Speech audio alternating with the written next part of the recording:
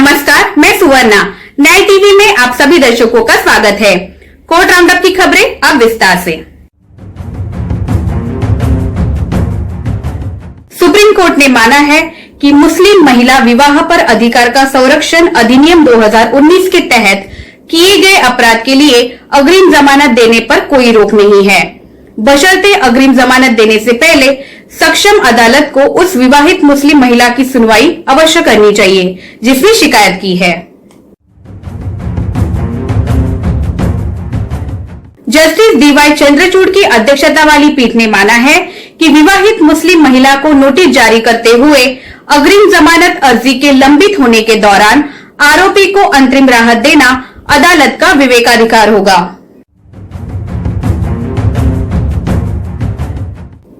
पीठ, जिसमें जस्टिस इंदु मल्होत्रा और इंदिरा बनर्जी भी शामिल थी, केरल उच्च न्यायालय के एकल न्यायाधीश के फैसले से पैदा हुई एक अपील पर सुनवाई कर रही थी, जिसमें आपराधिक प्रक्रिया संहिता 1973 की धारा 448 के तहत अग्रिम जमानत के लिए दिए गए आवेदन को खारिज कर दिया गया था।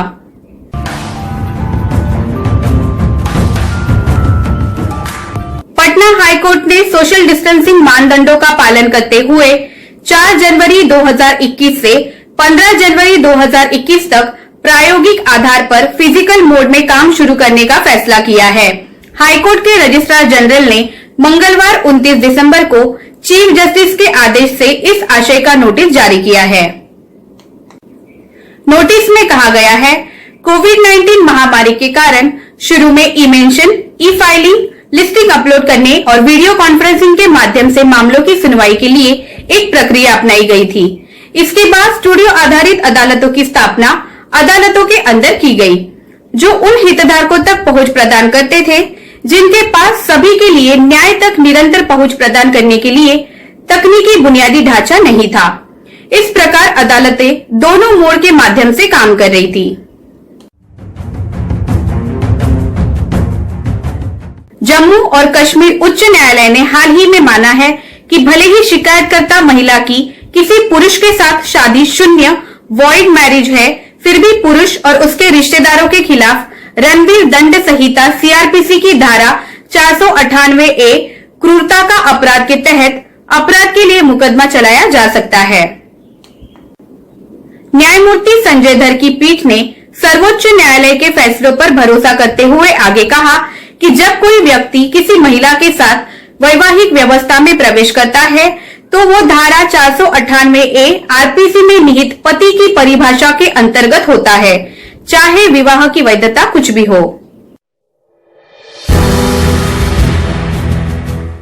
बॉम्बे हाईकोर्ट ने नारकोटिक ड्रग्स एवं psychotropic substances act 1985 NDPS act के तहत पंढरपुर स्थित विशेष न्यायाधीश के रिहाई आदेश को बरकरार रखते हुए कहा कि एनडीपीएस एक्ट की धारा 42 की आवश्यकताओं पर अमल कर पाने में विफल रहना अभियोजन पक्ष के केस को प्रभावित करेगा और ट्रायल को समाप्त कर देगा।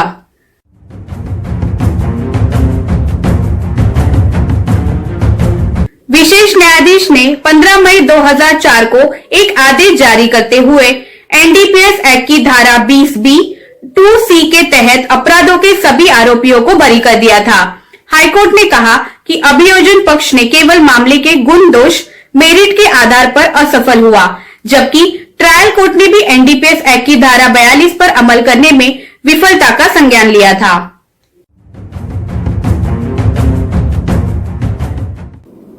भारतीय प्रतिभूति विनिमय बोर्ड सेबी ने शुक्रवार को रिलायंस इंडस्ट्रीज पर 25 करोड़ रुपए का जुर्माना लगाया और इसके अध्यक्ष मुकेश अंबानी पर नवंबर 2007 में रिलायंस पेट्रोलियम लिमिटेड आरपीएल के शेयरों में हेरफेर करने के लिए 15 करोड़ रुपए का जुर्माना लगाया।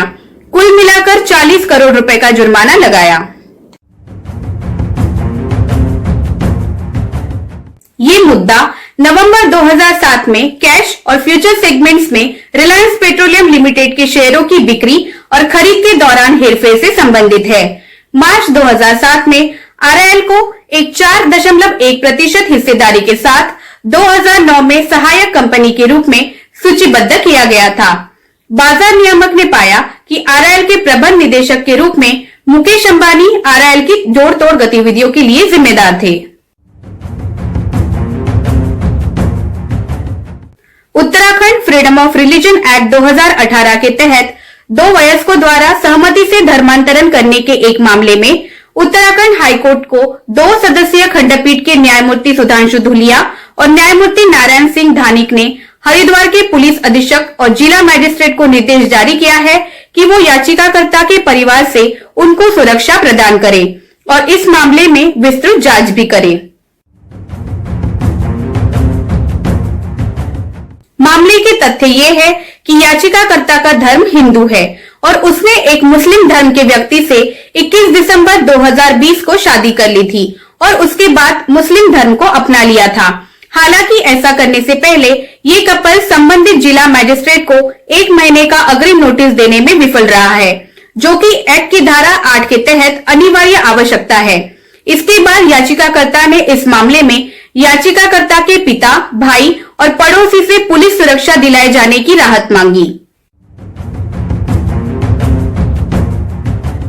इलाहाबाद उच्च न्यायालय ने हाल ही में ये तय किया है कि यदि एक मां अपने पति से तलाक लिए बिना कथित रूप से एक नए रिश्ते में प्रवेश करती है तो इसके चलते समाज उस पर भले ही सवाल उठाए, लेकिन ये तथ्य उससे अपने नाबालिग बच्चे की कस्टडी प्राप्त करने से वंचित नहीं करेगा। न्यायमूर्ति जे मुनीर की पीठ ने कहा कि नाबालिग को उसकी मां की कंपनी से वंचित करने से उसके समग्र विकास पर प्रतिकूल प्रभाव पड़ सकता है और ये नाबालिग के कल्याण को प्रभावित करेगा। सुप्रीम कोर्ट द्वारा सूचना का अधिकार अधिनियम आरटीआई अधिनियम के तहत एक आवेदन के जवाब में एक महत्वपूर्ण जानकारी सामने आई है। आरटीआई के आवेदन के जवाब में ये जानकारी मिली है कि सुप्रीम कोर्ट में 18 दिसंबर 2020 तक जमानत और सजा निलंबित करने से संबंधित 1072 मामले लंबित है।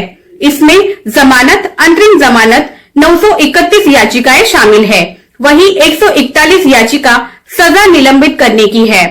ये जानकारी जो कहीं और सार्वजनिक डोमेन में उपलब्ध नहीं है, आरटीआई कार्यकर्ता साकेत गोखले द्वारा दायर आवेदन के जवाब में सुप्रीम कोर्ट के अतिरिक्त रजिस्ट्रार और केंद्रीय लोक सूचना अधिकारी अजय अग्रवाल द्वारा दी गई है।